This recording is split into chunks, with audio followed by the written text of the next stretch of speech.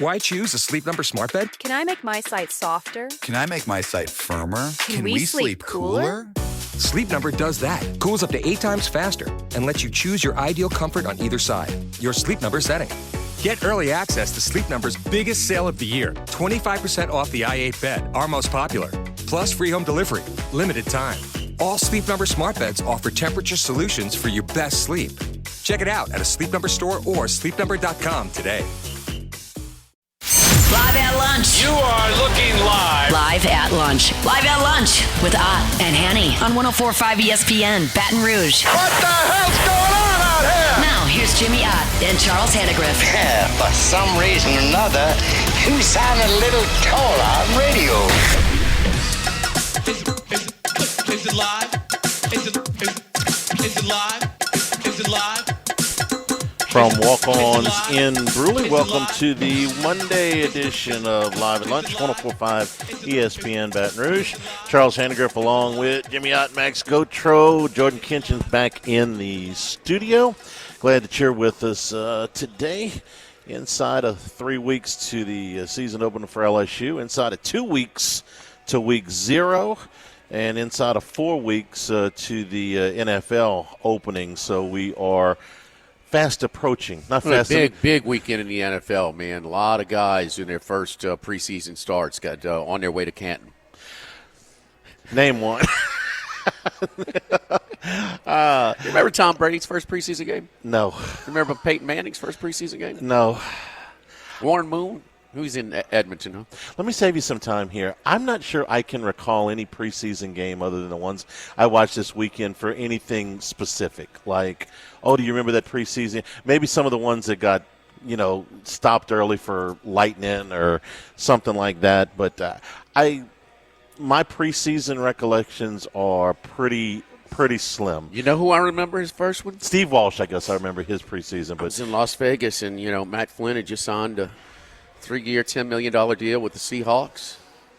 And you're trying to find out quarterback rotation or rotation period for the preseason games. And Seahawks were playing the Chiefs in a preseason game. Russell Wilson was going to start the preseason game. The first one? Yes. Yeah. And he looked good. And I'll take your word for it because I don't. I sat in the Superdome 70s when Burt Jones' first preseason game. Okay. I was in the era of 6. I saw him kind of slide to the left side and throw it across his body about 25 yards on a line. I'm like, wow. Arm strength. Yep, that's legit. 6 preseason. Instead of running the option with Charlie Mack. There were 6 preseason games back then and 14 regular season games. I mean, it's like an hour's worth of previews for an hour-and-a-half movie. I can't believe the way we do it now that was ever a thing. That it's 6 preseason games. I mean, we're muddling through 3. But that's how it was until about 76 or 77, something like that. Yeah. 75. Well, I mean, you're just trying to identify, evaluate personnel to see who makes a team or not. That was the deal. But a lot 14 regular season games is more than enough. I'm sorry. No, they football, could do it. The 6 preseason games was the bigger issue. A lot of coaches. I say a lot of coaches. A number of coaches, including Kellen Moore, decided against joint practices, which had been a real popular thing in exchange for game situations. So you're seeing starters for just a little piece here for some of these. Like Trevor Lawrence played a series. Drake May played a series. Joe Burrow played 2 series. You're seeing that was the outlier. That's highly unusual. For a top 4 quarterback to play anything. So you're seeing some of these guys play just a little bit, and you're not seeing as many of the joint practices. But the two rookies looked at least comfortable or poised. But there are a lot of dump offs, man. A lot of Saints. Shador and Jackson Dart. Okay. Look comfortable. One thing I think and throw Tyler Shuck in there too, because who's going to have the better career?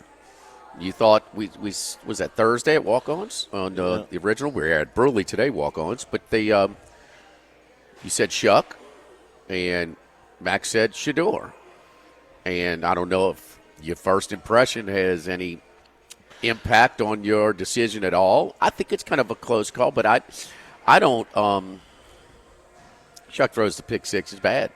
But he did some decent things too, without a whole lot of protection and not guys getting a whole lot of separation. No, that's going to be a rough assignment. I don't care. We just like to kill the quarterback, but that's going to be my first impression. There is, ooh, this going to be tough. He made the biggest play and he made the worst play. You know, the long touchdown pass to Tipton, which was if he misses that one, Charlie, we had big trouble. That guy was wide. He was wide. It was a beautiful route to stop and go. He completely had separation. He hit that one. I'm telling you that guy's not going to make the team.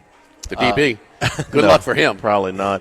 I thought the 2-minute drill at the end of the first half wasn't terrible. No. They got him into field goal range there. Rattler, I thought was pressured pretty much from the very beginning, and had to do a lot of running. Just first glance, I've been reading the practice reports. I've been talking to all the people we talked to, and I know that Rattler, up until about 3 or 4 days ago, was having a better camp, and Shug has started to come on a little bit. Looking at both of them in that game yesterday, if you asked me to pick one, I would pick Shug. Not necessarily because he played better yesterday, but I think that he's got more. There's more I want to see. There's not a ton of separation between them right now, but if you're asking me for ceiling, I think maybe Shucks is a little bit higher. I think both of them will start at least at some point in the season. Dart? Then Sanders is higher? Shucks? Yeah, because I think Shucks going to get he's going to get more chances than either one of those guys. Certainly than Sanders early in his career. This season he's going to get more than Dart because I think they're redshirting him. We talked about that a little bit on Friday. You get a chance, but, man, that supporting cast is weak, man. It's very weak. Yeah. So, it's very how's weak. that going to It's a weak roster. Jalen Hurts be a completely different quarterback. He's coaching the Bears the last couple. You're going to play a quarterback in the Bears the last couple of years. It's not. Yeah. It's. I'll give Sanders. He looks poised. And I thought the same thing. Dart, there's one particular play with Dart that. And full disclosure, I did not see the Browns game, so I'm doing this off of highlights and stuff like that. I didn't see it. He had where he looked to his primary wide. It was a wide receiver target. He looked, boom, immediate check down and kind of, but a lot of check downs. Like he had a dump for at the line of scrimmage if the guy went 50 yards. Right. Well, that's going to do a hell of a job for your stats. But I think the Giants, man, I think they got to be improved. I really do. I'll be a little surprised. You pick up that guy from Penn State, and you still got some other, the guy they picked up from Carolina on the edge, and then Kayvon Thibodeau. I mean, they got. Dayball can coach, if you ask me. I think I've seen him max out his roster that year that got to the divisional round. Your quarterback is better. Okay, Russell Wilson, even at this point in his career, is better than what they had last year. Yeah. So you got an upgrade there. I think Malik Neighbors is going to be a top 6 receiver in the league. I think he's got that kind of ability. You're there. I loved Abdul Carter. He was my favorite player in last year's draft. I think he's going to be a difference maker. Yeah, you don't have to carry him. He's got all the pieces around. Right, We're right. Come on, man. You got some better. That should lift a guy like Thibodeau, who's been shown flashes, but hadn't been the complete disruptor that we know. We know Burns has done it before. Yeah, and they found last year about halfway through, Tyrone Tracy took over, the older rookie from Purdue. And I thought he was steady for them in the second half of the season.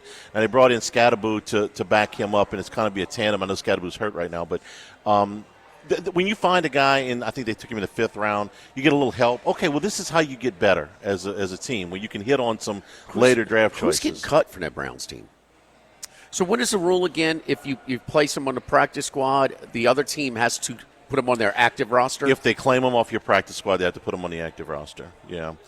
You can't keep 4, and you can't put 2 on the active roster. Somebody's going to pick them up, huh? Max had to step out for a minute. He could tell you as recently as a week ago, they were going to keep 4. I can't imagine that's going to hold. Well, they're doing some head-scratching things, so they may. Yeah. They may. I mean, who would have thought they would have drafted 2 quarterbacks like that in the first place, within 2 rounds of each other? I do think Sanders is going to be better than Gabriel. Sure. Well, how do you say sure? They didn't draft him higher. No, they didn't.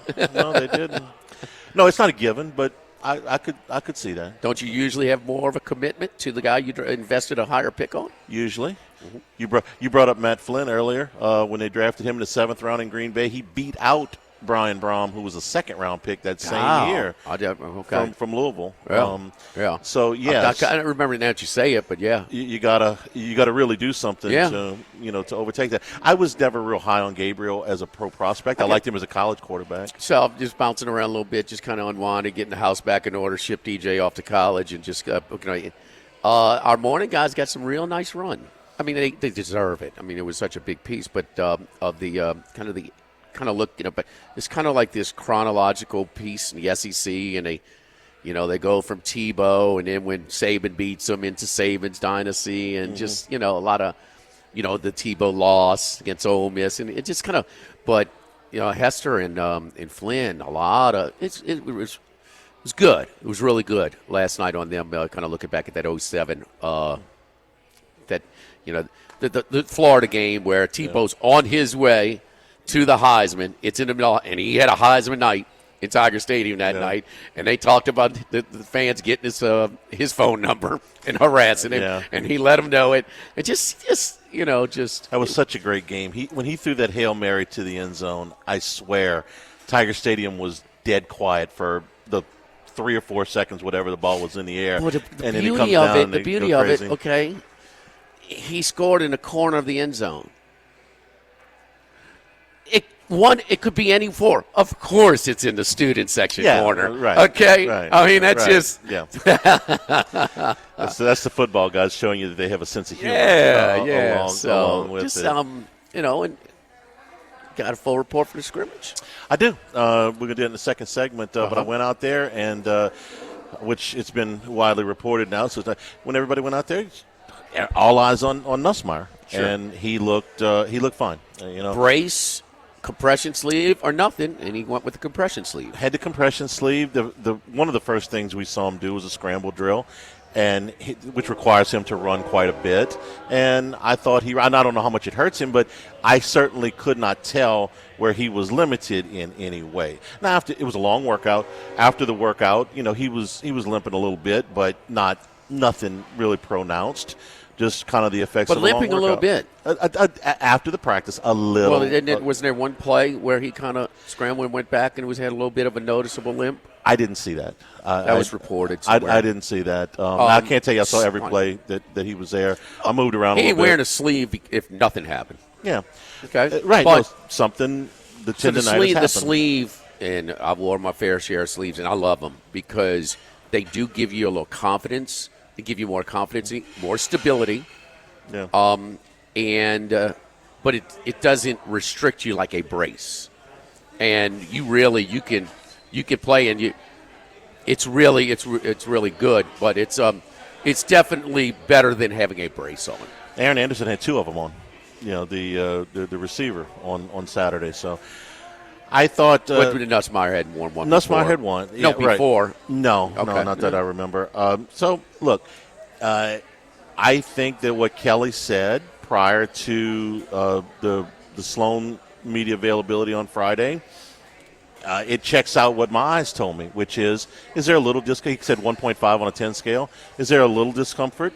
Yeah. Working the sleeve. Is it anything that is going to restrict him? I didn't see that Saturday. Here's Rab's little digital headline right here. Garrett Nussmeier's knee, JT Lindsey's legal issues raise anxiety at LSU. I would think anxiety is a little strong, huh? Well, I don't know if Rab's wrote his own headline, but when did that come out? Is that 12 minutes ago? Okay, I would say that Thursday the anxiety level was very high about Nussmeier, and even Friday it was. Saturday I think calmed a lot of people down, as it should have. What the hell's Rab's doing then? I don't know. Maybe not right now. He did gymnastics guy all weekend. He's trying. I mean, right at the top of our show. Come on, man, show a little a little respect, boy. I love Rab, but I think the anxiety level has been calmed down on Nussmeier since Saturday. Now, JT Lindsey's in a bind. That's a completely different deal, too. How you link those two things together? They couldn't be more And different. the obvious is Nussmeier, and look, I was tying into the Flynn. Man, waiting your turn, but kind of and people say he did the right thing, quote unquote. Well, that's not the right thing for everybody. You know, I mean, is Cam Moore, did he do the wrong thing by leaving Incarnate Word? No. And then leaving Washington State? No, that I mean, worked out. You know, worked out for him. did your boy Jared Verse, did he do the wrong thing? No. Leaving his school? No. Did Joe Burrow or Jay Daniels? Yes. Daniels. But it is nice to have a guy in your system and kind of mature organically, and then when it's ready for his turn, and we got to get the same thing with Manning. I mean, Manning's going to be more prepared to play as a third-year player than a first-year player. Sure. You know, even though he hadn't started any games without injury But by the way, management has informed me that we have reached our limit of Matt Flynn mentions for one segment. Oh, that's good. He's out. He's out. We're here. I liked it. Can I throw a little sunshine every now and then? Absolutely. Every now and then. Every now and then. We're at Walk-Ons in Bruley. It's time, baby. It is time. You know, football season is right around the corner, and whether you go and watch the high school teams on a Friday night or the playground teams, I know Bruley has a really good youth football program. So, you know, those games, you know, come after, you know, on a Saturday morning, stuff like that, or hunker down all day Saturday and Sunday. It's football season, and these places were built to watch football games. Solid food, great service. I mean, just the whole – you know what you're getting, man. It's just – they meet. They're organized in their service. You don't just go into a place, well, I hope I get good. No. It's dependable. You know what you're going to get. Put the games on. You don't have the games, all the games on, you know. Just ask the bartender. Ask the manager. That's what all them TVs are for, not to put 75 TVs on one game. Come on. Let's go. Over at Walk-Ons in Bruley. Live at Walk-Ons in Bruley, live at lunch, 104.5 ESPN Baton Rouge.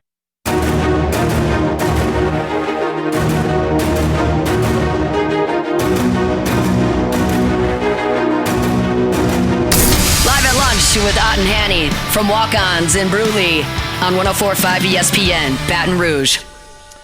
Remember, the show's available on demand, 1045ESPN.com, LouisianaSports.net. We're here at Walk-Ons in Bruley. Come on, check. You know, when you're watching all the games out here, one of the best draft beer selections anywhere, with over 4 dozen beers on tap here, including some seasonal brews that they change up from time to time. So come on over here to Walk-Ons in Bruley. The AP preseason top 25 is out. A week after the coaches poll, and the number one team is the same as in the coaches poll. That is Texas, although the race for number one was a lot closer in the AP poll than it was in the coaches poll, and we have a different number 2.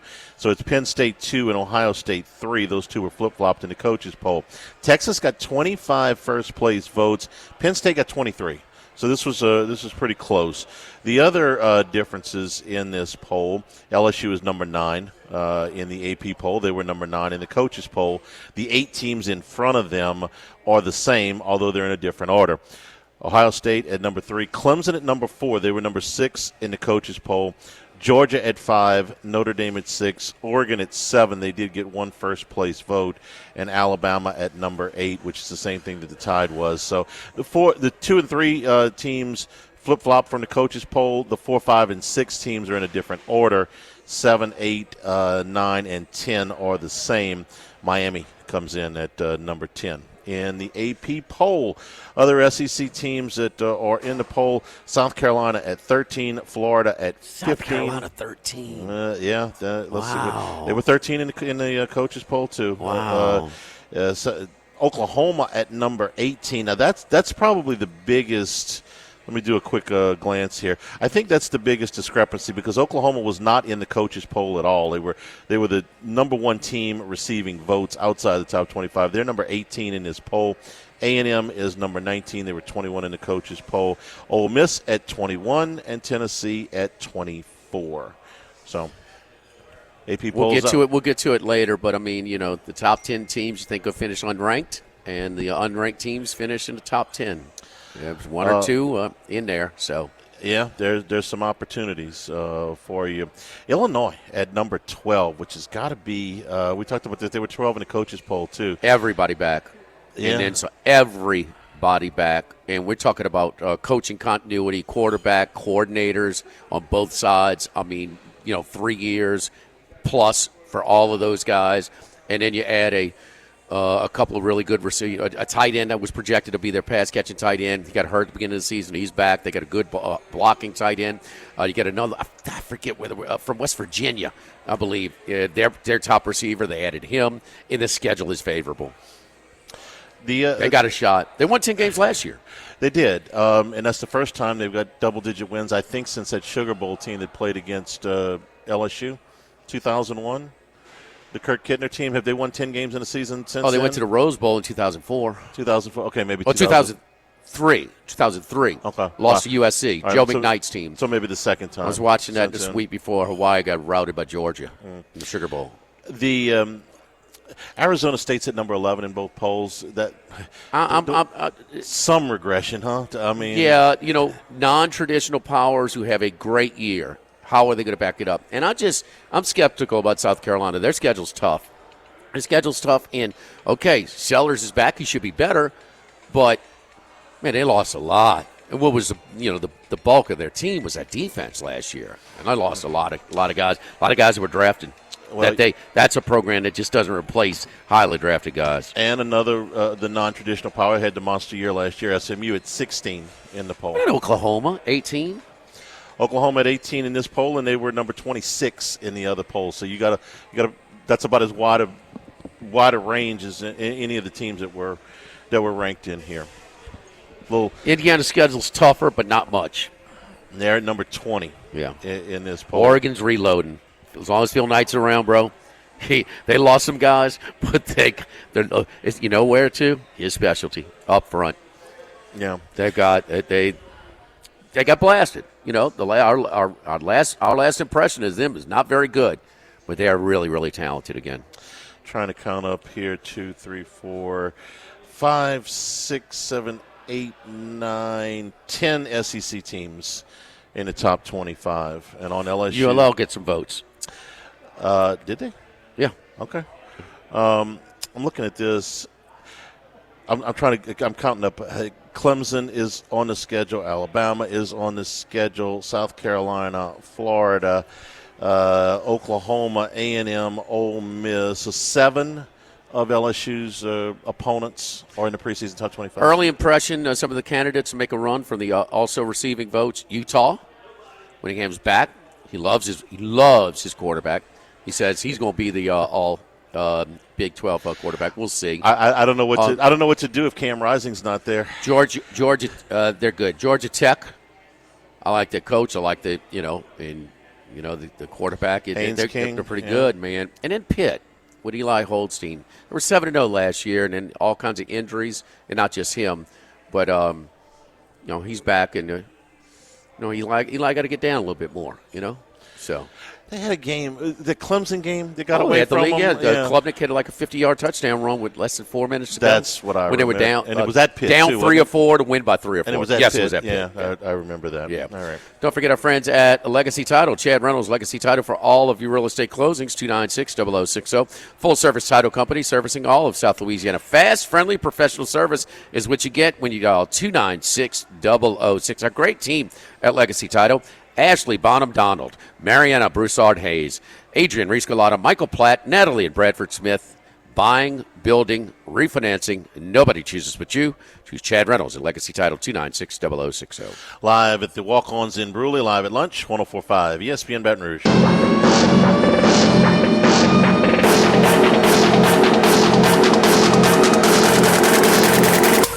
Jimmy, Charlie, and Troy.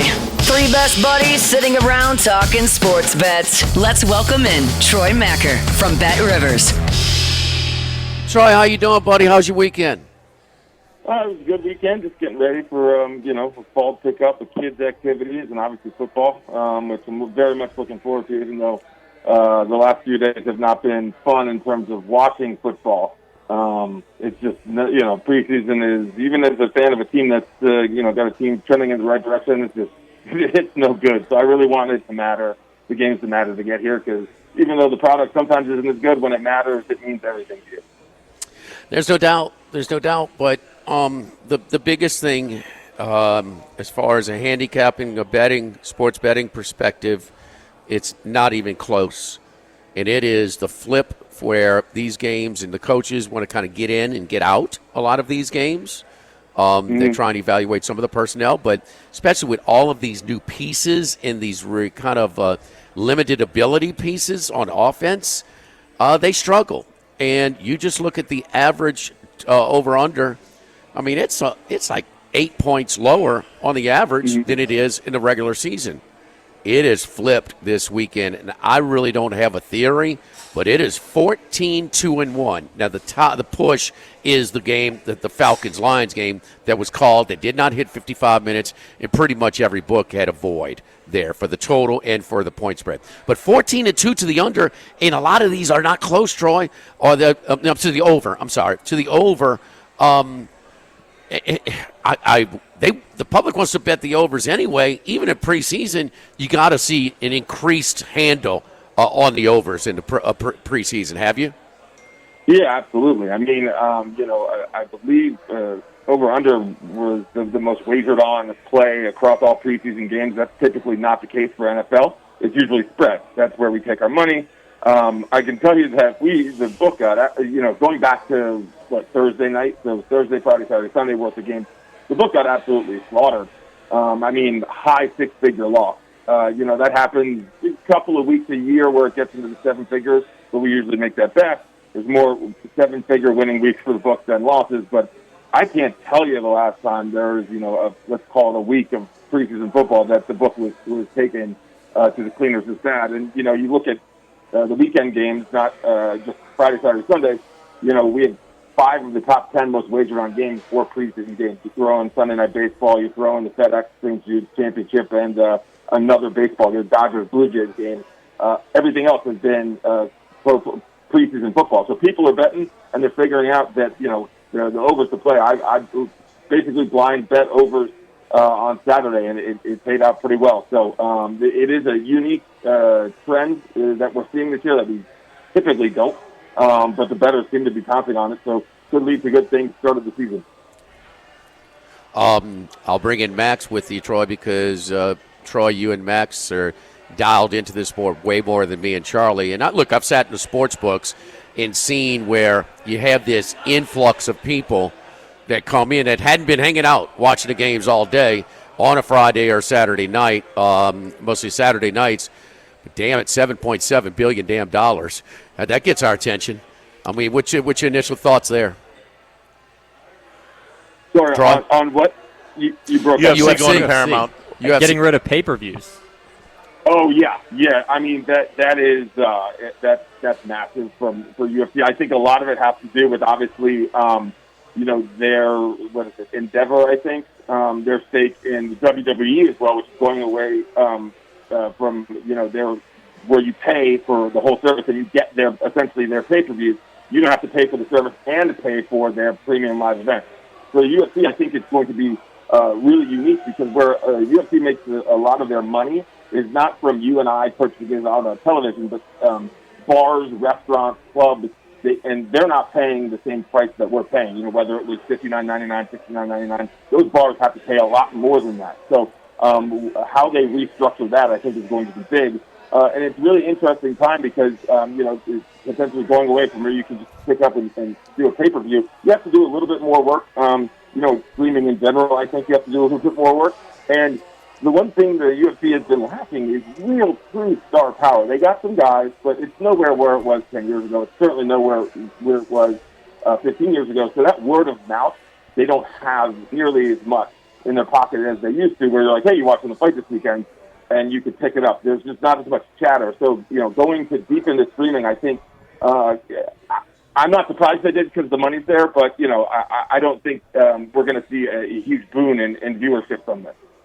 Jimmy, some of the UFC numbered events will be on CBS. Well, yeah, Paramount is a CBS property for those that don't know. Yeah. But there will be some numbered events that will be behind the Paramount Plus, paywall or whatever you would call that. But it's $7.99 a month for Paramount. Right now, the UFC is charging you $79.99 for a pay-per-view event. Saturday. So you're saving massive That's a residential amounts. number, obviously. The commercials are bigger. For what is normally about once a month you have a pay-per-view. So you're saving, almost $70 a month to watch UFC if you're a big fan, which is huge for the average Joe. So, that's a win for you guys, huh? No doubt. This is way more accessible. So have 3 or 4 a month? Is it every week almost? Yes, pretty much. But the pay-per-views specifically, the ones that you're paying for. Yeah, but you get the pay-per-view with the premium, which is $12.99 a month. For Paramount, it's $7.99 right now. They'll always go up, of course. But Paramount Plus Premium is $12.99 a month. But I think this is going to be on just regular Paramount Plus. You will not need the premium. So, wow. Okay. It's a huge for the UFC fan. I think it will grow the sport a little bit. I disagree with Troy just because it'll be on CBS in certain numbered events. But where do they go get their money back? On advertising? I think so, and the deal. 7.7. No.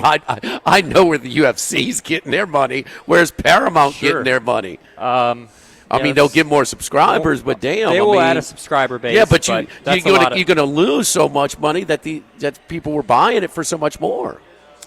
Yeah, it's a curious I got a feeling you're now going to get it for $7.99 a month. They could go a lot closer to the middle and still, it will go up. I would imagine for sure. Yeah. But they will add a subscriber base from that because I think there are a lot of UFC fans who were subscribed to ESPN Plus at the moment just to watch some of the pay-per-views and the non-pay-per-views. What were any big hits or misses in the card on Saturday, Troy? This one was a punt for me. I actually was kind of dialed into English soccer this week and tailing the overs on NFL. Honestly, I've been looking forward to some of these numbered pay-per-view events, especially the next one. With Dricus Duplessis and Khamzat Chimaev, it's just like I'm so excited to watch this fight. Two of the most kind of controversial figures in the middleweight division. So didn't really pay a lot of attention to the fight card this weekend. But one thing I will say is that Paramount Plus of all the streaming networks was one of the later ones to get started, and also had the biggest struggle with acquiring kind of a portfolio compared to your Peacocks and your Hulus and your Netflix and whatnot. So I do think this is very important for Paramount Plus to get a huge subscriber base that is going to be focused on WWE and UFC, and also people like myself, a diehard UFC fan who's been doing this or who's been watching this for 15 years. I now need Paramount Plus to stream Paw Patrol for my 4-year-old daughter and my 2-year-old daughter. So I'm going to get I have to do this in the next month or so. So I'm absolutely going to do this because I'm going to get some UFC on the side. Shedeur Sanders was 50-1 to our offensive rookie of the year.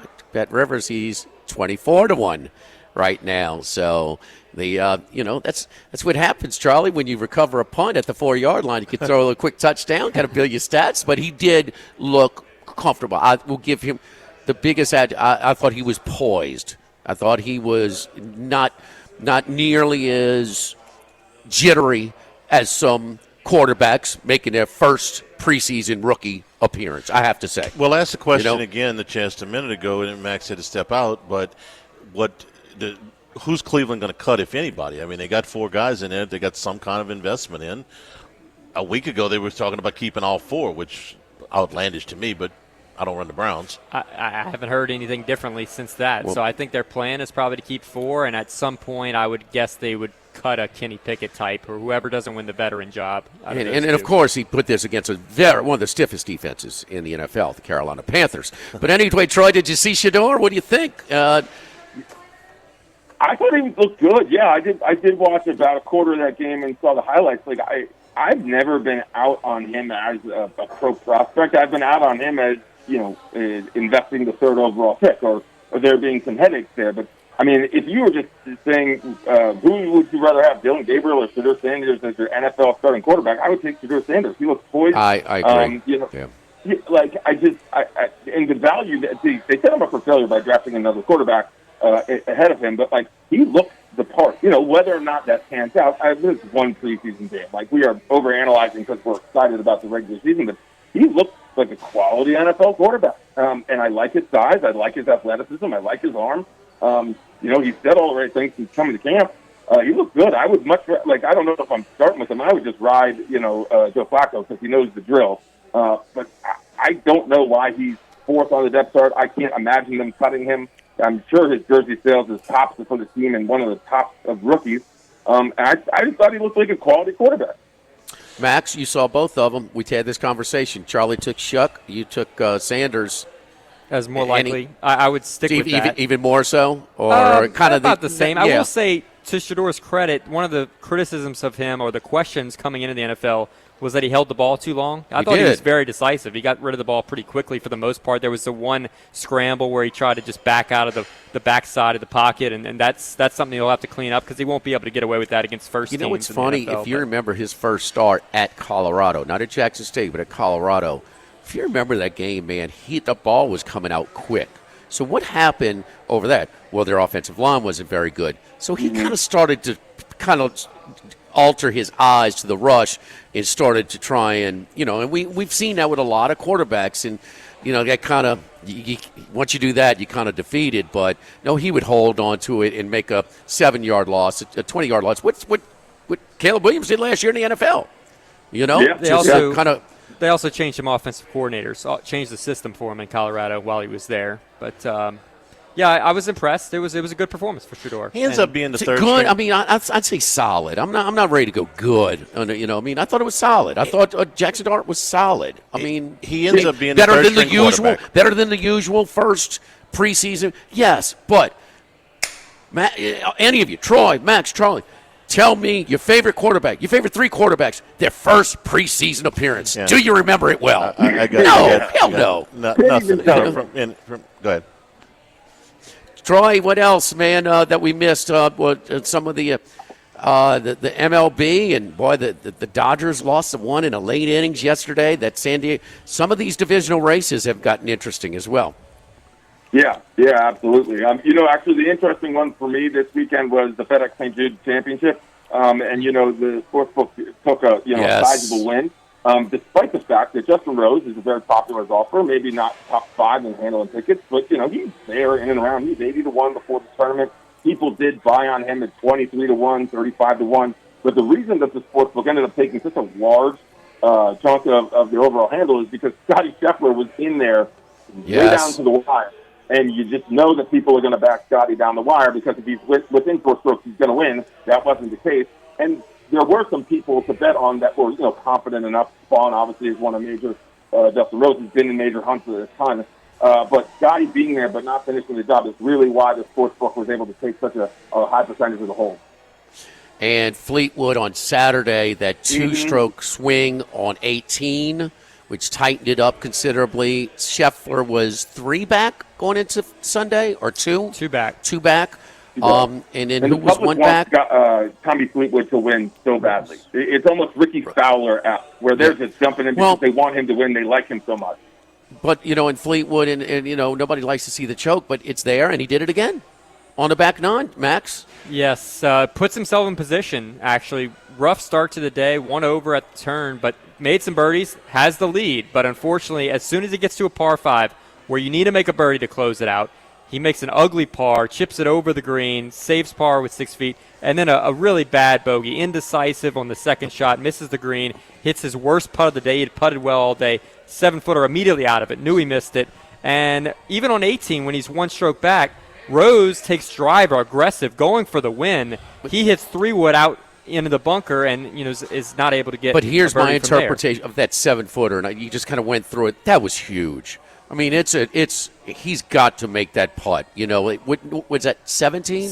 17. 17. Okay, par. 7 foot, and not what, but his body language. And you tell me if I'm overinterpreting this, but as soon as he hit it, he starts walking to it like he missed it so bad, but it was in his mind that he was going to.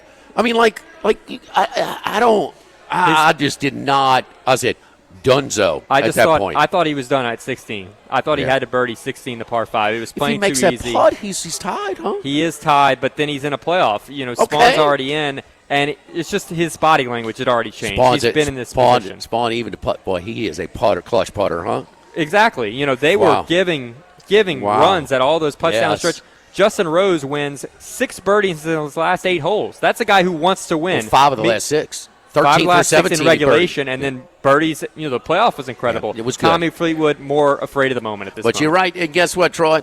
Scheffler got some of my money, too. I took him at plus 330 at his point yesterday. So, yes, indeed. I mean, Scheffler goes down.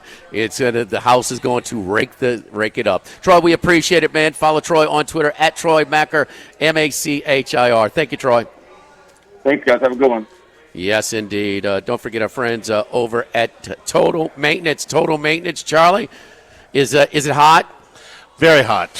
Did you get that? Did you get your service check at Total Maintenance like I did? Yes, of course. We both did. And that's why our AC unit is working at tip-top shape. But for those of you who didn't, procrastinate, last minute, whatever, it is breaking down, now's the time to call. 480-1000, 480-1000. Service today, every day, same-day service means you will never sleep hot. You call today, you get service today, even in the busiest stretch for these AC repair units. You know, we're also factory-authorized dealers for Carrier, American Standard, Daikin, and Rheem products. Our listeners in the New Orleans area, we have a completely different office and staff over in the New Orleans area, 504-841-3300 there. Total Maintenance. Call my buddy Lucas Ragusa and his great team. 480-1000 if that unit breaks down today. Live from the Walk-Ons in Bruley, live at lunch, 104.5 ESPN Baton Rouge. Live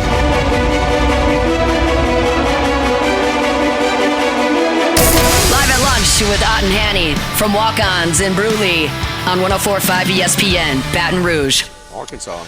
Blake Baker talking with the media right now. LSU's practice is done for the day. Baker's media availability during camp to get each of the coordinators one time. We'll have a little bit of that when we come back from the top of the hour. A couple other notes from the top 25 that was released just a little while ago. I'll give credit to Peter Burns on this one. We said LSU has 7 ranked teams on their schedule. LSU, Oklahoma, Florida, and Mississippi State all have more top 25 teams on their schedule than Penn State and Indiana play combined. LSU, Florida, Mississippi State, and Oklahoma each have 7 teams. Penn State plays 3. Indiana plays 3. Another note is that, and we do this every year, Jimmy, the unranked team that finishes in the top 25, in the top 10, that has happened 29 of the last 31 years. Somebody has come from off the radar to finish in the top 10. You've got some thoughts about some of the teams. We said it earlier. On the show. Yeah. So, and we're going to you credit Oklahoma in that one because they're ranked in one poll are 18 and the other poll are not ranked. So does that count?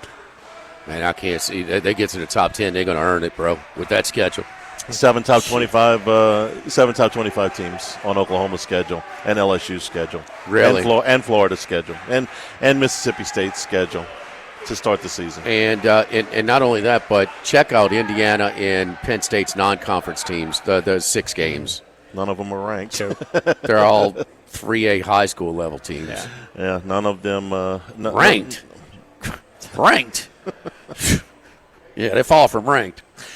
If you let them make their own schedule in the league, you think that it might be a little bit more Penn State drops outside. Michigan. You know, they play Ohio State, and that's they play Oregon too. They play Oregon. This is the big boys in the Big Ten, but they do play a 9th game. But man, Hour number 2 straight ahead here at Walk-Ons in Bruley. Come on out and see us for lunch. Huge selection of draft beers here, over 4 dozen on taps. Come on out here at Walk-Ons in Bruley. Live at lunch, 104.5 ESPN Baton Rouge.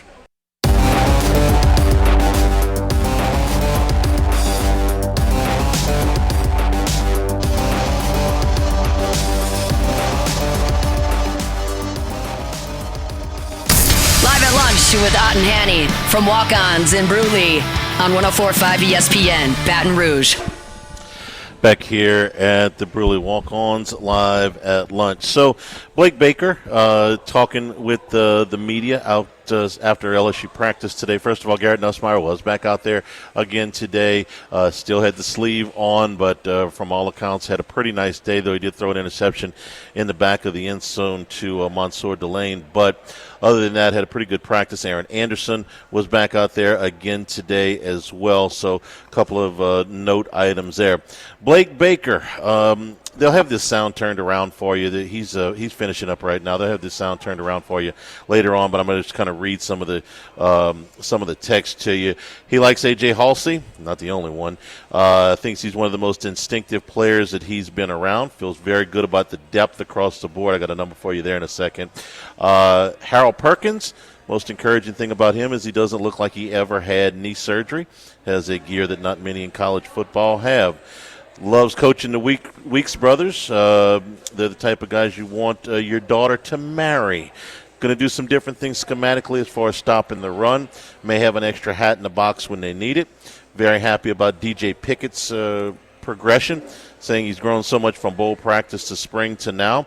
We have to work on his consistency, but his biggest improvement has been his physicality. Loves Bernard Gooden, who has certainly made his presence known. The transfer from South Florida has been a great pickup. Says he's a joy to coach. High energy as anyone on the field. Has his second foot in the ground before the offensive lineman does. A lot of positions are up for grabs right now, according to Baker. Says we haven't lost a game yet, but it's one of the most fun defenses I've coached. It's an unselfish group, and Kyle Williams has been a blast to coach with, picking his brain about camp in 13 years in the NFL. And he says Garrett Nussmeier has been a pain in the butt to try to defend, which I completely believe. Here's what he's talking about. I ran the numbers, and based on what I'm projecting LSU's starting defense to be, and there's going to be rotations, so these numbers may fluctuate a little bit depending on who you think is going to start at safety, at defensive tackle, at defensive end. But LSU has, in their two deeps right now, 95 starts of players that are currently second string. Let me say that again. 95 starts from players that are not at this point projected to start. It's like having 8 returning starters on your second string. Let's go back to what LSU's best defenses in this century, okay? 2003. 2011. Yes, I was getting there. I mean, what other ones? I mean, 06 was good. 06 was good. 07 started out good. They faded a little bit at the end, and then they came back. Their big deal was when Dorsey got hurt, they struggled a little bit, and then we could tell the difference. The two losses, even though they were triple overtime loss, they were struggling by that time in the year. I would say the best defense that I've seen but was the 11. My point is, of those, did you have this much experience? And not give me the total starts, you said, again? For the guys that are projected to be on the second unit, right? Yeah, 95 on defense. And how many of that 95 is group of 5 and not power 4? 11, yeah. That's, only Gooden starts. It's not just depth that, I mean, Hofstra. No, these are Florida State, Nebraska, Florida. Yes. Teams that I'm looking down my list here that Nebraska that's unheard of in this era of college football, and I don't know if you had those numbers in some of LSU's best teams ever. Defenses ever. Yeah. Now I'm projecting A.J. Halsey and Tamarcus Cooley to be your starting safeties. If Jordan Gilbert holds on to a starting spot, the number goes up because Halsey started 33 games coming in here. And all of that, most of that was at Houston. A couple of those were at New Mexico, but most of them were at Houston. Patrick Payton, I'm projecting to be not out there for the first play, but he could be. He's got 26 career starts. Jamari Butler's got 16 career starts. That's at Nebraska. So if Payton goes into the starting lineup and, say, Jack Pybron or Gabe Relaford come out, well, then the number goes down a little bit. But it's still a massive number. LSU has 54, 63, and 70 starts at the safety position alone. 70 starts out of 5 guys, okay? This is a lot of experience. And you add another 33 on offense. Now, some of this depends on who you think is going to start at wide receiver. If you think Barry and Brown is going to be in the starting lineup, which I do, then you've got 20 starts out of your third, fourth, and fifth receivers. 20 starts. You've got 8 starts out of the backup quarterback and another 5 backup offensive lineman starts. The point is, you total all this up, depending on who exactly goes out there with the first group, you've got somewhere between 120 and 135 starts that are going to begin the season, at least in the second unit. And the really good news is that most of these positions where I'm talking about all of these starts are positions of rotation. The defensive tackles are going to rotate. Those defensive backs are going to rotate. The defensive ends are going to rotate. The wide receivers are going to rotate. They're going to get all this experience onto the field. That's I think the really exciting thing is that they are not, with the exception of the quarterback. And I'm sorry. So what did they look like Saturday? I thought they looked pretty good Saturday. The defense, again, I thought had the edge. The positions I would tell you that are up for grabs to me, I think both offensive tackles are the guys that are there going to start. Tyree Adams and Weston Davis. I think that Braylon Moore is certainly your center. Kelly's already said that. But I think those 2 guard positions are still in play. I think that there's a healthy competition there. You got DJ Chester and Josh Thompson right now, and it could stay that way. But I think that Carius Kern and Cohen Eccles are right there in the mix, and I think that competition could continue into the regular season. And it's a bigger deal there because you're not really going to rotate offensive linemen. I think when you put Chris Hilton and Barry and Brown on the field at the same time, I think LSU is really, really difficult to guard because you have to play 2 guys over the top or you're really, really playing with fire. I think that looked pretty good. Caden Durham is having a great camp. I think that the running backs behind him, they're getting a little short right now. JT Lindsey's going to be suspended for a while. You're down to essentially 3 scholarship running backs if you don't count Juwan Johnson, who's doing some stuff out of the backfield, and he's doing some direct snap stuff. Yeah, he's going to be a utility guy. He's going to be a utility guy. They also put Jelani Watkins back there for a couple of plays on Saturday, which I thought was interesting because if you lined all of them up and had all of them run a 100-yard dash, I think Jelani Watkins is the fastest guy on the team. Now, he's little. He weighs 165 pounds, but for a few snaps here and there. So they're a little short at running back. I like both of the tight ends, and apparently Trey Green had a really good day today as well. And I think he trusts Bauer Sharp. But the defensive line is getting the best of that interior offensive line right now more often than the other way around. And again, if you're running Ahmad Bro and Dominique McKinley and Jacoby and Guillory and Bernard Gooden on that inside, and all of those guys have played, upper-level football, and you're running Patrick Payton and Jack Pyburn and Jamari Butler and Gabe Relaford all in there. All of these guys have played a lot of football. Did like what I saw out of Perkins in coverage on Saturday. Thought he had a couple of really, really nice plays. And it's going to be hard to keep P.J. Woodland off the field. He's a lot more physical this season. He's listed at 165 pounds. I figured out who he reminds me of a little bit now that he's playing more physical. You remember Rashard Robinson. Rashard Robinson was about the same size as P.J. Woodland. He's about 165 pounds. And Rashard Robinson was one of the most physical, smaller defensive backs that has come through here. He took Mike Evans, who had him about 40 pounds, and just beat the crap out of him all day, and Evans has gone to the Hall of Fame. Woodland has got some of those similar characteristics. I'm not saying he's Robinson right now, but he's got some of those characteristics for a smaller guy. That's as high as you can throw an undersized DB, though. That's pretty high praise. I mean, we got just some characteristics. Yeah, I'm not expecting him to go in and. So he plays more physical than his. Yes. Than he looks. Yes. Than he is. Yes. And, you talk about that Evans and Robinson gave him hits. That was so cold, too. That was a freezing cold day in Tiger Stadium. I don't know how much that affected Manziel or not, but he did a number on him. It was really just sad that he didn't sustain it, over the course. But a guy like Lattimore, who matched up so well with Evans and kept him so much below his average because he played physical. So, yes, the best, we saw that over a long sample size of Lattimore. He matched up better against the bigger physical receivers than he did, say, an Antonio Brown, who was so quick in and out of his, with his steps and out of his breaks and things. And that's what he required to do, and he did do that day. That was what he was. God, he was good. Mm-hmm. He was really good. So man, they got options. They got competition within the roster. Mm-hmm. They've got depth for your rotation, especially on defense. Oh, the roster is. It's there. It's the numbers, the data. Besides just we're going to be great. Just the one thing you cannot change is offensive lines are way better in games 7 through 12 than they are, 1 through 5 or 1 through 4. I mean, it takes some time, and when you have so many new pieces, that's. And who you got to play first? The All-American team came out over the weekend.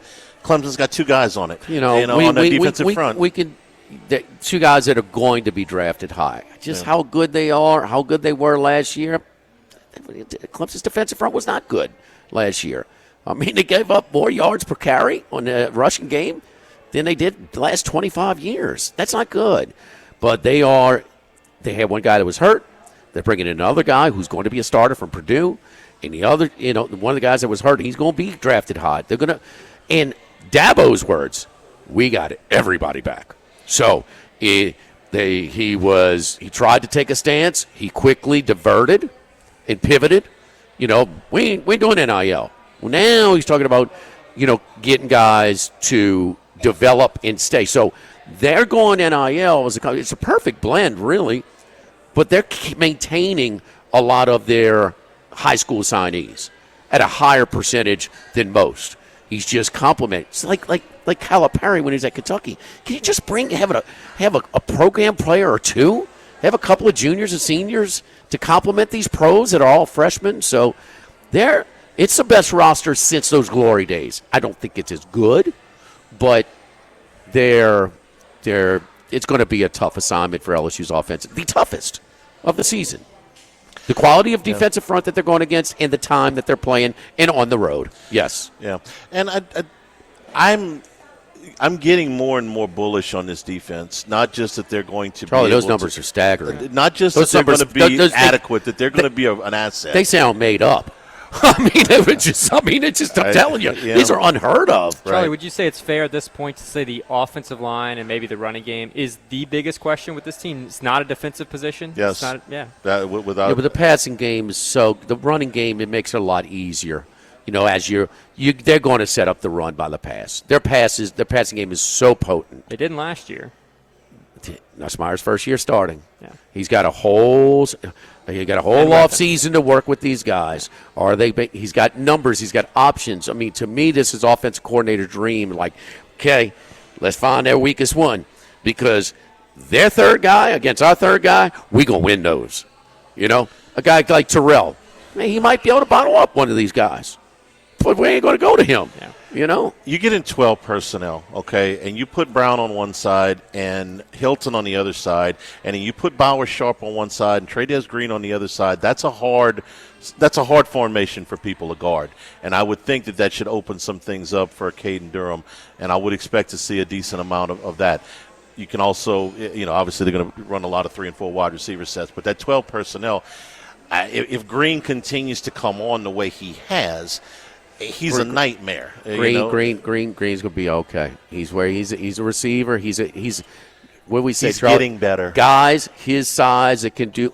He's raw, no doubt. That's what I'm saying. And he's coming on. But he showed he can do things that nobody can at his size. That's right. And Charlie, I don't know if you've gotten to see any of this from practice. We haven't even talked about this. Special teams, return game. Return game's supposed to be very good this year. Well, that All-American team had Barry and Brown as their number 1 kick returner. I mean, he set the record in the Southeastern Conference. Charlie, one of the games, pretty good. One of the games against Episcopal, they actually played. It was a COVID year, and they had to play them twice. And so the game at their place was came down to the end. It was a shootout. When they played at Episcopal, they doubled, tripled him, and East Feliciana just decided not to go at him. They still just threw one up, and he caught it out of bounds. This was an unbelievable catch. So at an early age where he'd rather play basketball more, where Will Wade offered him a college – Will Wade knows how to build a roster, huh? Yeah. Basketball. Okay. So he's pretty damn good in basketball, and most of those basketball players don't want to play football.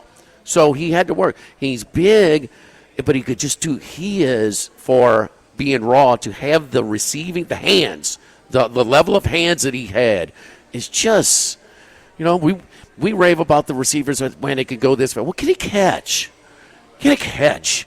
This guy can catch. Yeah, there's nothing wrong with his hands. No. He's above average hands, without a doubt. Without a doubt. We're brought to you in part by the Morris Insurance Group. If you got a hunting camp, you got a fishing camp, you got a boat, an RV, things that you're looking for insurance on that you may have had a little problem finding, they want you to look again. For owners and renters, Morris Insurance Group can help you out. They offer policies on coastal properties, including flood insurance. So if you got some of those big boy toys, your trailers, your tractors, your ATVs, the Morris Insurance Group, give them a call at 201-0007. That's 225-201-0007. Or you can get a quote at morris-ig.com. Morris Insurance Group. Talk to my man Buzzy Hydell over at the Morris Insurance Group. Live at the Walk-Ons in Bruley, live at lunch, 104.5 ESPN Baton Rouge.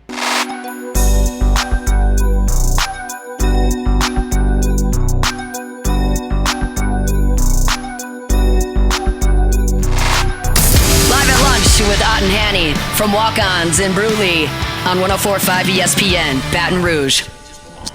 And we're also brought to you by the Thibodaux Store and the Pierre Part Store. Thibodaux Store, 900 St. Patrick Highway in Thibodaux, thethibodeaustore.com online.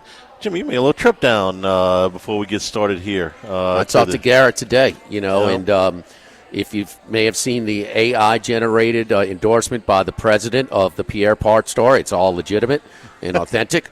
And so, Charlie, it's my, doing the shows in Vegas. Max made me go with him to Vegas to do the shows at Circa next 2 weekends. So this weekend is my last one. I got to get my outdoor and tailgate and cooking gear too, boy. So we're going down there to Pierre Part Store to do some damage. The best tout that Max ever gave me. I love this store. I'm like, love the Pierre Part Store? What is this store? Huh? I'm gonna get work clothes to damn eggs and and a green egg, huh? And a crawfish trap. And a crawfish trap. Yes, indeed. So if they don't have it, you don't need it. But it is time. It is time. It is now where you gonna be cooking at your tailgate. You want to be cooking at in your backyard. Outdoor, on site, cooking, traveling, road games, and bringing your gear with you. Hey man, you have to go by the Pierre Part Store, the Thibodaux Store, or both, and kind of see what's available, because you'll be blown away. 900 St. Patrick Highway in Thibodaux, the Pierre Part Store, and thethibodeaustore.com. Chargers ended up beating the Saints yesterday, 27-13. Not that matters all that much.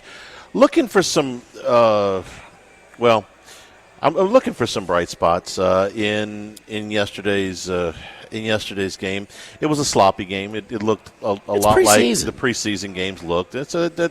That's pretty much what you're dealing with. The Saints offense in particular had a very difficult time running the football. They did have most of the starting offensive linemen out there, but they did not have their starting receivers, and obviously Alvin Kamara. There's no need for him to play in a game like this. But these are the guys that are going to play quarterback for the Saints, and I thought that they bottled up Spencer Rattler pretty good. There wasn't a whole lot of opportunities for him to make plays. Shook, we talked about, he made the one really bad play with the pick six, ran the 2-minute drill pretty efficiently at the end of the first half and got him in position to get some points. He had the touchdown pass on the stop and go. This is the second straight year that Mason Tipton has had a big camp. It did not really translate into the regular season last year. But he's having a good camp too, not just the play yesterday. Yes, he has been mentioned a lot of times.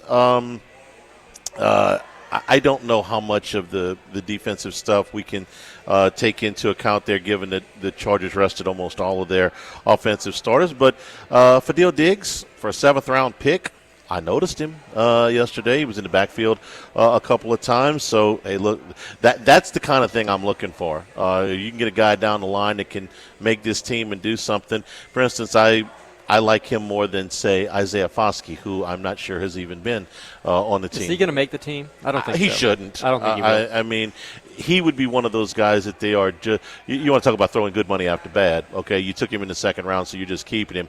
Has he made a play in 2 years? Can't remember one. I haven't seen it.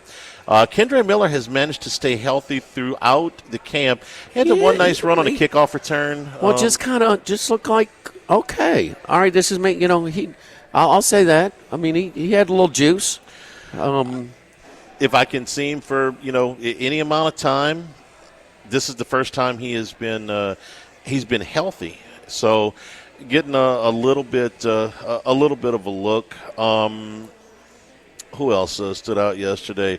Stallbird was all over the place. I'm not sure he's going to make the team, but he was all over the place yesterday. Had a real good game. He's the kid from South Dakota State. So, Max, you have any thoughts? We talked about the game a little earlier when you had to step out. Well, you're talking positively. I would say the negative side of things is if your starting offensive line gets shaken up, which we already saw in this game. We saw Trevor Penning leave the game early. What's behind him is not very good. The second and third string O-line really, really struggled, I thought, in this game. It was sloppy, but I do think we know it's a two-quarterback race. We've known that all along, but it was pretty clear based on their approach that Jake Haener is a distant third in this race. I thought might get cut, huh? They could put him on the practice squad another year. He's still eligible. Well, there you go. Okay, there you go. I thought Shuck closed the gap with Rattler a little bit. I agree. I think that was my main takeaway. In the quarterback race, we're looking at that. Shuck had a good game with the exception of a couple really big mistakes and the really bad throw and the pick six.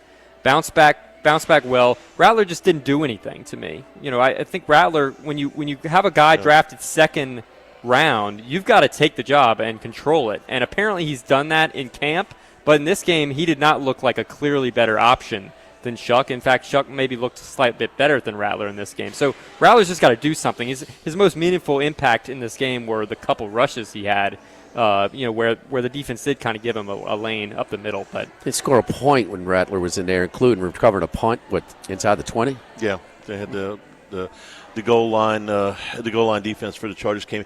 Look, I can pick out a bright spot here and a bright spot there, but now that you've seen them in person, and I know a lot of people didn't play yesterday, but this is just not a very talented roster. It's not. It's not that they don't have any players; they have some, but it posted yesterday, and some guy said, they should have rebuilt and they should have traded off their assets. What tradable assets do you really have?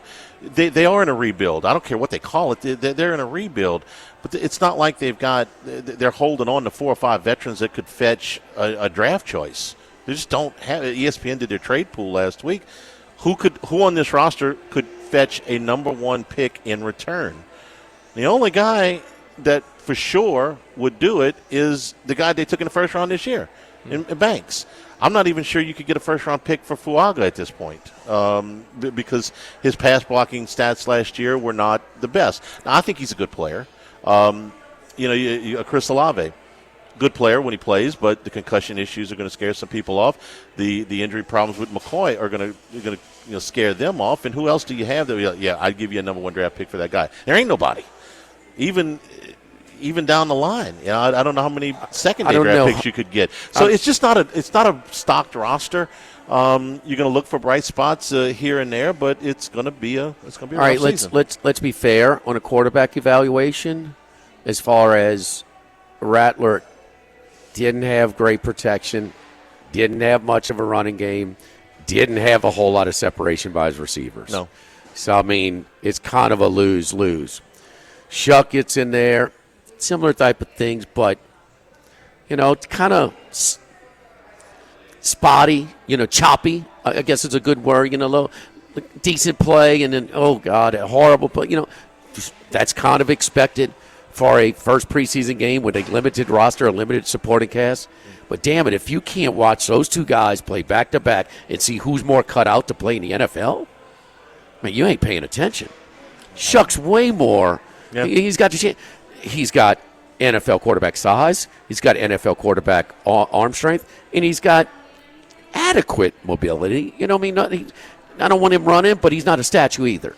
He's not Derek Carr or somebody like that. According to the reports out of camp, there have been some designed runs for him. Oh God, that's the route you want to go. I mean, come on, man. Hey, does he have a history with a few injuries? Yes. And you going to run him? Yeah. Okay. They knocked out Anthony Richardson in like 3 quarters in this league. This is a big boy league. Yeah, that is dumb. All right. But if you can't watch those two guys back to back, I mean, and on the other hand, Rattler's undersized. His arm strength is below average for NFL star, NFL, average, and he's limited. What the hell he runs, a 4.9 or whatever? I mean, no, he's not. This guy's got more of a chance. Now, where did they draft Rattler? 5th round. I think Max misspoke when you were mentioning, you were talking about Rattler when you said 2nd round, but you were talking about Shuck. Understand the point you were trying to make. No, I'm saying Shuck is the just got drafted in the 2nd round, so Rattler's got to go out and get it because they just drafted a quarterback in the 2nd round. Gotcha. So he's got to prove himself. Gotcha. Okay, I see what you're saying now, but no, because of that too, they want to play the higher pick that they invested. Yeah. So he's older. Does he have the starts? He does. You know what I mean? So, and he just will take some growing pains. It's not like Rattler. We could be 9-8 with Rattler and would be 3-14 with Chuck. No, they're going to be 3-14 or 4-13 with whatever one they go. And this guy's got way more of a ceiling than Rattler. There was a quarterback who consistently moved the ball. I want to know what Rattler would be drafted if he was a walk-on in college. That's what I want to know. I don't think that the Saints drafted him based on the fact that he was a 5-star in high school. I think they drafted him based on what he got more opportunities to play in, at an SEC school. Now that at Oklahoma. Yeah. And so he got the starts because of how he was how he was drafted. I can go along with that. But I mean, what did Lincoln Riley coached him, right? He sure did. For a brief time. How did his quarterbacks do before him and after him? They won the Heisman Trophy. Multiple times. Yeah. Well, the one before him and the one after him. This guy's good. They won the Heisman Trophy. But I will be fair, he didn't even have a chance either. So that's. I would, if it were me, I would give this thing to Shuck very soon. He's going to start the next game, I would assume. He's second still preseason top game 5 in odds to win Rookie of the Year. Denver. Offensive Rookie of the Year. I think he's going to get more opportunities than a lot of these other guys. I would go ahead and give it to him, and let's take a look. And I don't think you need to see any more Jake Haener first-team reps. I think that ship has sailed. And let's see if Shuck can progress. I understand he's got a responsibility team that if Rattler clearly outperformed Shook in practice, which he did for the first week and a half, 2 weeks, you got to be fair with your team, but because they all see this every day. But if you're looking for the future, I'm with Jimmy. We weren't the only ones who noticed Shuck played a little better, proved himself. DraftKings Sportsbook does have odds on Week 1, first quarterback to take a snap for the Saints. Rattler down to -150. Recently as last week, he was up to -260. You've been tracking this for a week and a half. What does that compare to what it was last week? Yeah, so a couple weeks ago, Shuck was the favorite, but then Rattler consistently moved up all the way up to -260, -300. I mean, he was supposed to be, a sizable difference based on what we had heard from camp, but now Rattler's moved back down. He's still the favorite, but -150 to take the first snap. Charlie, we'll get to more important, we talk about preseason and Shador and stuff. I got to pick your brain. What's it do to my Joe Flacco taking the first snap? Bet.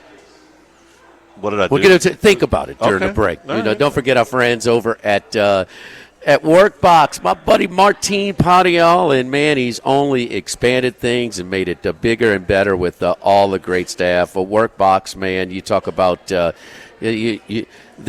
storage, your movable storage needs, no problem. Workbox has all of it for you. So they all different sizes as well. Not just one size like most places. 8 by 8 feet, 8 by 10, 8 by 20, or 8 by 40 feet can be customized for any use. So my friend has some land. He's got one of these. It's used as kind of a portable shed.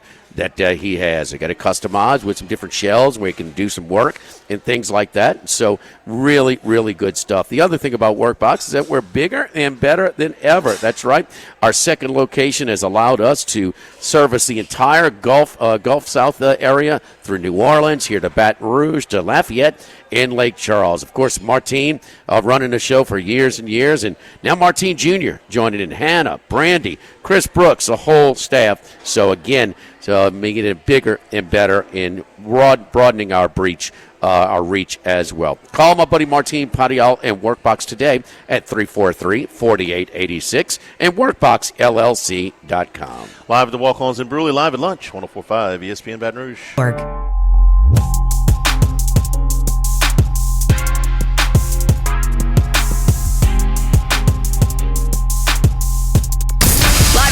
With Ott and Hanny from Walk-Ons in Bruley on 104.5 ESPN, Baton Rouge.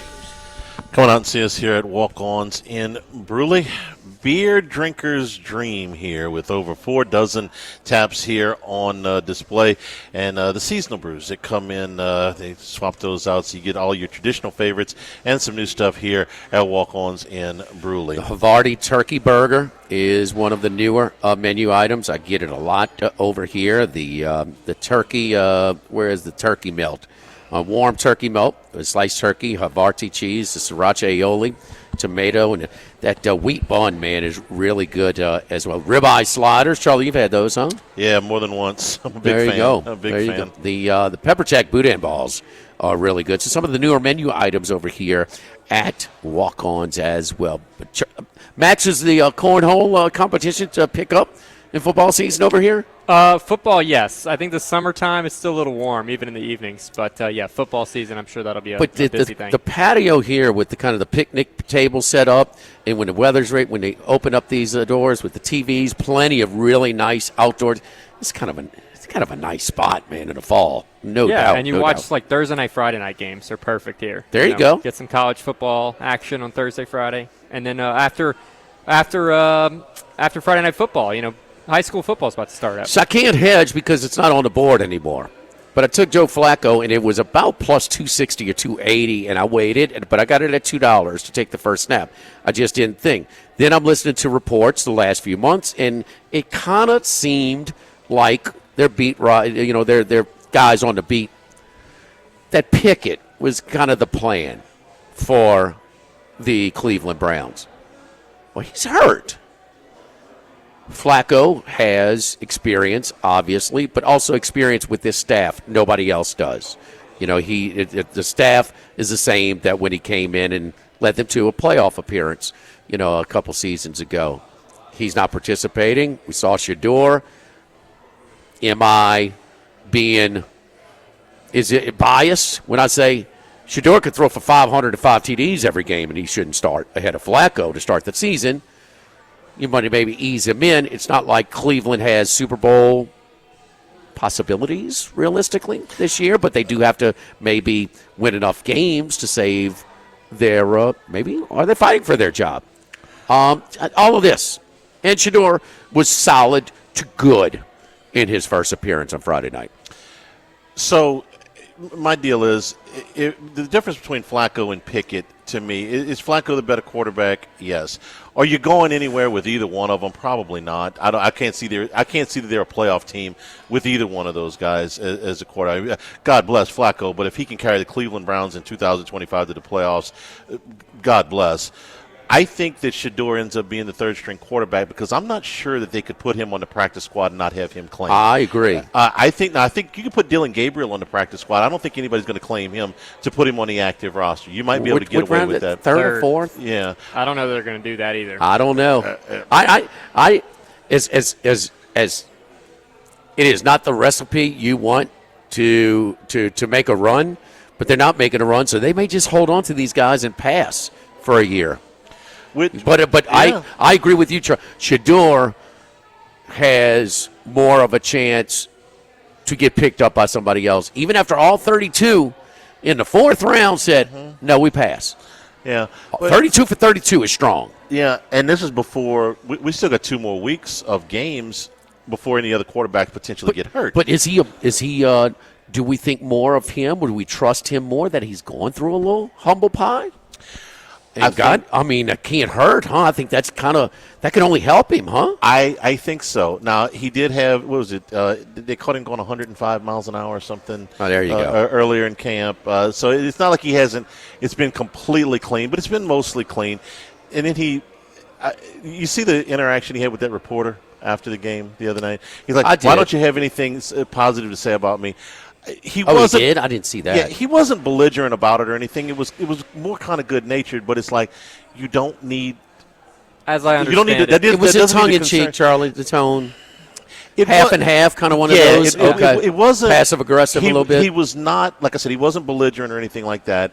But he wasn't completely joking either. Baker Mayfield has confronted that Browns reporter before, too. I think he's got a bit of a reputation. Okay. Well, I'm glad to know that because I didn't know that before. That's the kind of thing he doesn't – don't get into what the media thinks about you. It should be of no consequence. And I think you only give up a little bit of that ground of kind of – he needs a little bit of humbling. With like it used to be, you talk to college coaches. Oh, yeah, we got all the freshmen in. Now we got to de-recruit them.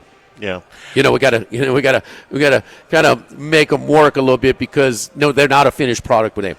To give him, so why did he slip? So no matter what, a level of entitlement. Mm-hmm. If he starts the first game, you just wipe all that away. There's no way you can guy with an entitled pass you can start him in game one. They can't do it. No, and I've never thought he was a candidate to start. Can we keep picking on the sideline the rest of the preseason? If he's out, yeah, I did think he was going to start for a while based on what we had heard from camp. Well, if he doesn't take a preseason snap, he's done. He's not going to win the job. And this is the week because you're sitting all the starters in the last one, huh? I would think most coaches. Most of them do. Some of that. The spotlight that he's been under is self-inflicted. I forgot who put it out this weekend.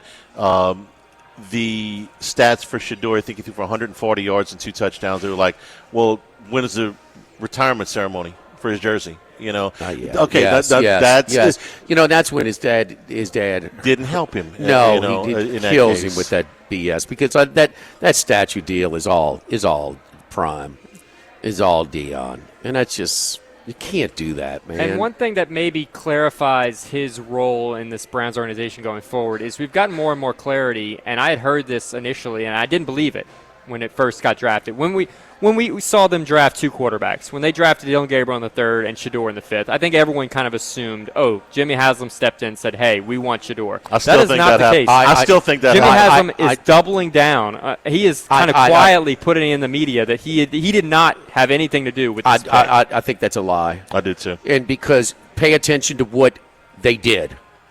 And you can't draft both of them. You can't draft both of them. They said it was just about value. That Shedeur, it was too much value at that point in the draft to not take him at that point. It's very unorthodox. But why draft Gabriel?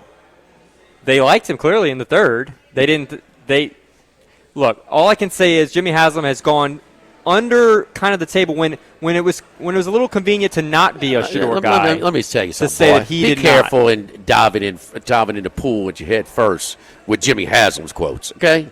You don't think he's an honorable? Yeah, he's an honorable guy. Some of these, no, I'm not saying that. Just some of these things are kind of put out in the media without putting a quote on it. I think he wants to distance himself from that pick. I bet he does. Max, screw the commentary. Pay attention to what they did. It makes no sense to draft them both.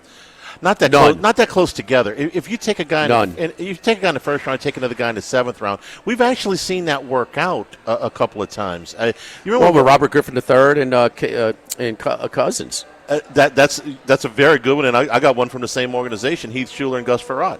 Farad ended up beating him out, and he was a much later pick. Don't forget our friends at downtown Dana Brown at the law offices of O.C. Brown. Oh, how close. How close were we? Wes Reynolds, the first name he puts out is Tommy Fleetwood.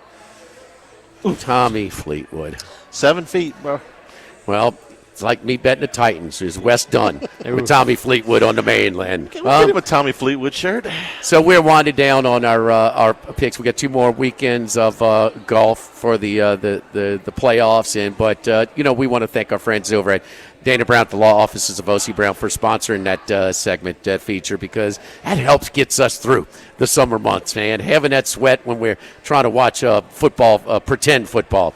And, man, and the great thing about Dana and his team of attorneys, you get in that accident like I did when girl pulls in front of me, man, next thing I know, my car is totaled, the airbags deploy, the whole bit, and, well, I got to go see a doctor. Well, Dana going to set that up for him. I got to deal with the insurance companies. Dana's going to handle all of that in his team, all of the negotiations. They know the drill, and not only are they going to get us a better result, but they also got me. It just saved me so much time with all the rigmarole. They know the drill. They know what's fair, compensation, and things like this. And then also specialist doctors. So every little step of the way, they handle it when you get into an accident. Do like I did when my car was totaled. Call 343-1111 or Dana Brown at the law offices of O.C. Brown. You can also schedule your initial consultation right online at ocbrown.com. Live at the Walk-Ons in Bruley, live at lunch, 104.5 ESPN Baton Rouge.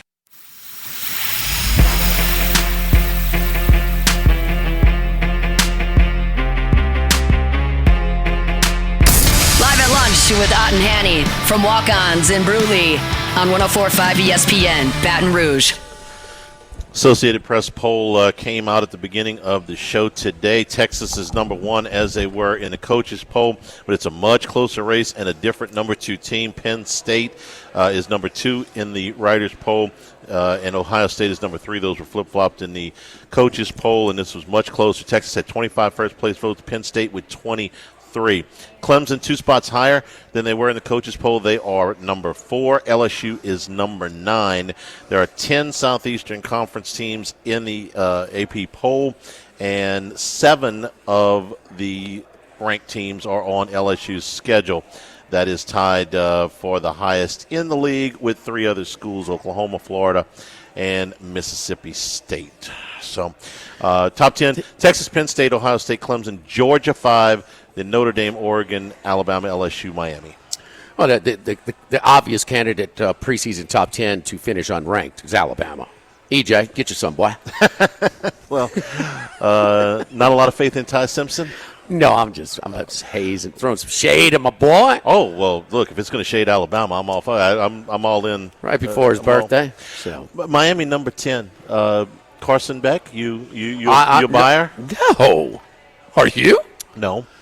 But it's a position of leadership, right? Last I checked. Okay. Are you buyer in the head coaching staff? The coaching Of course staff? not. No, that has not changed. In their roster building, not in their game day management. But their roster building is flawed. It's too with these multi-million-dollar deals with these individuals, a few, instead of distributing it out through the roster evenly. Fair enough, but they're not a talentless bunch either. No. They have some talent. Yeah. Have some talent, but they've got some real weak players too. It's not steady. Thanks to the folks here at Walk-Ons in Bruley. Tomorrow we are at Mike Anderson's. For Max, for Jimmy, Jordan back in the studio. I'm Charles Hanniger saying thank you and good afternoon. Stay tuned for Hunt Palmer on 104.5 ESPN Baton Rouge.